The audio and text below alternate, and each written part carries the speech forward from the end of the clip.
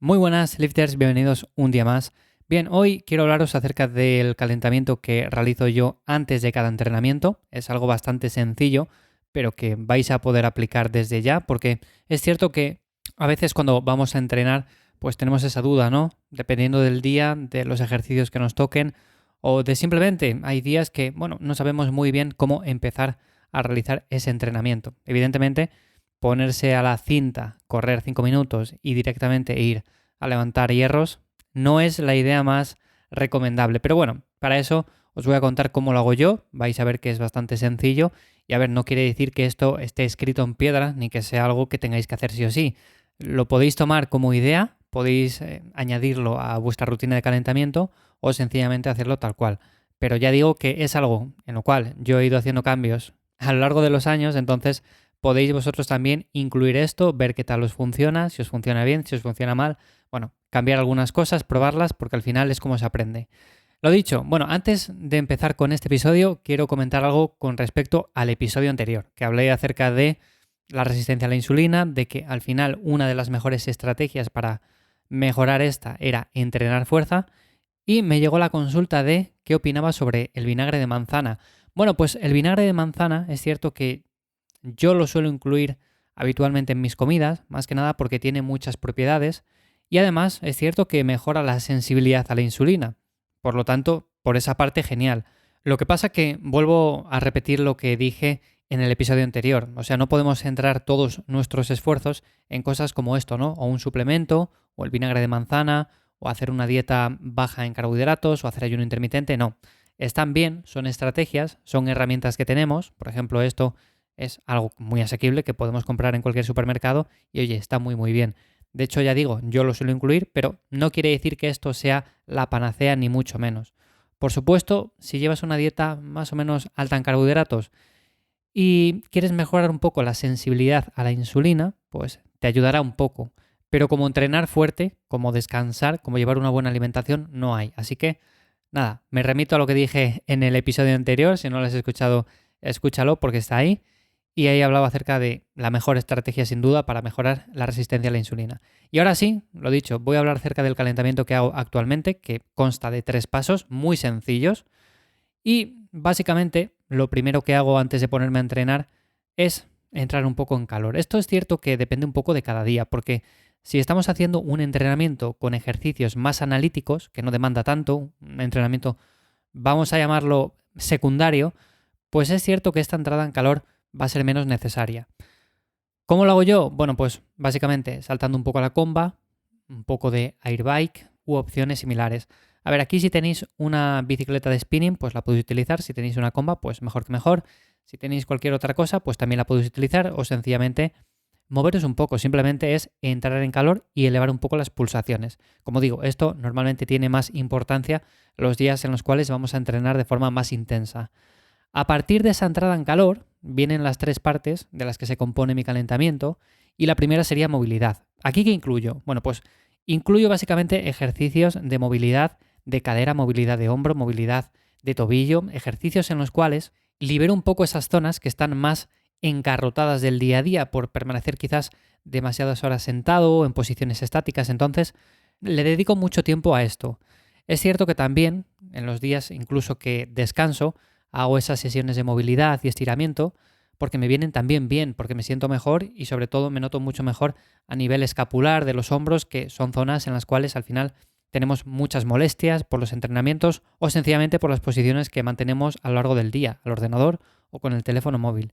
Entonces, como digo, a esta parte la dedico mucho tiempo, hago ejercicios, sobre todo movilidad, tren inferior, cadera, rodilla, tobillo y tren superior, tema de escápulas, tema de hombros. Bueno, pues eso también es importante.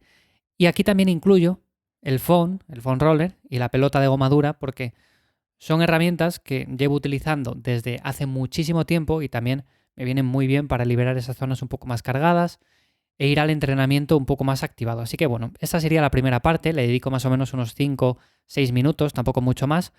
También es cierto que le dedico más tiempo a la zona que voy a entrenar, porque si voy a entrenar pierna, voy a dedicar más tiempo a pasar el foam roller por la zona de la pierna, por la zona de los isquios, todas esas zonas que están un poco así acortadas, bueno, pues lo paso más tiempo por ahí y le dedico menos tiempo quizás al tren superior. La segunda parte sería la parte de estabilidad del core. Aquí incluyo ejercicios que son livianos, pero ejercicios que me ayudan sobre todo a activar esa zona, el abdomen, como las planchas, las elevaciones de pierna colgado, press pull-off. El tema de las planchas, hago las planchas, las que son normales de toda la vida, también puedo incluir la rueda abdominal y también planchas con rotación o planchas en diferentes posiciones. Esto es muy importante, sobre todo cuando vamos a hacer ejercicios o cuando nuestro primer ejercicio es uno que es muy demandante. Por ejemplo, una sentadilla, un peso muerto. Bueno, pues aquí sabemos que el core interviene muchísimo también. Entonces vamos a dedicar tiempo también a esto porque al final se traduce en tener menos lesiones, menos molestias y en rendir más en ese entrenamiento. A partir de aquí, a partir de estos ejercicios que normalmente también dedico otros 5 minutos, 6 minutos, 7 minutos, bueno, pues paso directamente al ejercicio principal. Pero no paso a elevar un peso con el cual haría ya la primera serie efectiva. Lo que hago es sencillamente ir aproximando. O sea, esta parte la llamaríamos aproximaciones. Empiezo moviendo muy poquito peso, incluso solo la barra, empiezo a cargar unos discos poco a poco y cuando voy llegando al peso que utilizo en la primera serie efectiva, bueno, pues ya voy preparándome y ya realizo esa primera serie efectiva. Como veis, al final es un calentamiento que lleva más o menos unos 15-20 minutos. Algunas personas me dirán, ya, pero Iván, yo no tengo 15-20 minutos para calentar todos los días. Bueno, pues le podemos acortar un poco. No quiere decir que tenga que ser de 15-20 minutos. Podemos dedicar 5 minutos a movilidad, 3 minutos a estabilidad del core, alguna serie de aproximación y ya está. Y además depende mucho también de los ejercicios que vayamos a hacer ese mismo día, porque no es lo mismo una sesión de pierna en la cual voy a hacer una sentadilla y un peso muerto, que una sesión en la cual voy a hacer pues, un press con mancuernas y luego ejercicios más analíticos. Entonces, depende un poco de cada día y es cierto que yo, por ejemplo, tardo unos 15-20 minutos de manera habitual, pero hay días que tardo, por ejemplo, 12 y otros que tardo 25. Entonces, es una media más o menos. Días que solo hago ejercicios accesorios, vuelvo a repetir que seguramente este calentamiento pues no sea casi ni necesario. Lo que podemos hacer es sencillamente hacer esos ejercicios o empezar con las series de aproximación. Si voy a hacer un curl, si voy a hacer unas elevaciones laterales, si voy a hacer un ejercicio para glúteo pero analítico, bueno, pues empiezo con esas series de aproximación y ya me lanzo a hacer el ejercicio. Para mí son todo partes importantes porque entrar en calor es importante, hacer un poco de movilidad y darse masajes con el foam o con la pelota también es importante. Activar la musculatura del core también implica rendimiento, implica que tengamos menos lesiones y menos molestias y las aproximaciones al final hacen que no empecemos con el máximo peso en la barra y que terminemos también con una lesión. Que ya sabemos que la primera serie es de las que más pesa. De hecho, podemos hacer la primera serie, puede pesarnos un montón y la siguiente serie con el mismo peso ya parece que va pesando un poco menos. Entonces, eso quiere decir que quizás nos hemos activado no tan bien del todo. Yo, sinceramente, optaría por un calentamiento que incluyera estas tres partes, movilidad, estabilidad y aproximación. Tampoco tenéis que darle muchas más vueltas, por supuesto podéis dedicar mucho más tiempo. Siempre se suele decir eso de cuanto más tiempo dediques al calentamiento, menos problemas vas a tener en lesiones y demás, pero es cierto que también si no somos personas que nos dediquemos profesionalmente a esto, o sea que movemos pesos considerables, pero que tampoco son pesos que podríamos atribuir a una persona que se dedica al powerlifting, a la halterofilia. Bueno, pues si no nos dedicamos a esto, si movemos grandes pesos, pero realmente tampoco es algo a nivel profesional, con estas tres partes lo tenemos cubierto y es un buen calentamiento. Así que considero que en 15 minutos tampoco es mucha cosa. De hecho, a veces estamos perdiendo el tiempo en cualquier otra cosa y en ese tiempo ya hemos calentado. Así que bueno, tampoco es decir que vamos a estar ahí 2 horas calentando. Y bueno, nada más, simplemente quería contarte este calentamiento, cómo lo hago yo. Si tienes alguna duda al respecto, ya sabes que la puedes dejar en ivyamazares.com.